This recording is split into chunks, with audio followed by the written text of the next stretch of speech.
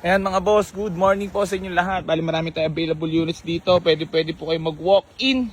Sa mga nagtatanong ng i-waste nyo po dito, waste nyo lang po, Boy AC New Garage, General Trias Cavite. Or pwede nyo rin po i-waste Buena Vista 3, Barangay Hall, General Trias Cavite. So ayan mga boss, bali papakita ko lang po sa inyo. May mga new arrival tayo dito. Meron tayo Nissan GX na formado. Nakamags po yan mga boss, manual transmission. Fresh na fresh ang loob nyan. Mamaya mag-all available units ako mga hapon.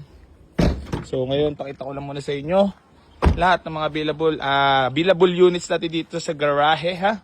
So marami-rami yan. Ito reserve na to. Kaya may new arrival din tayo dito na budget meal. Toyota Big Body GLI para sa mga naghahanap.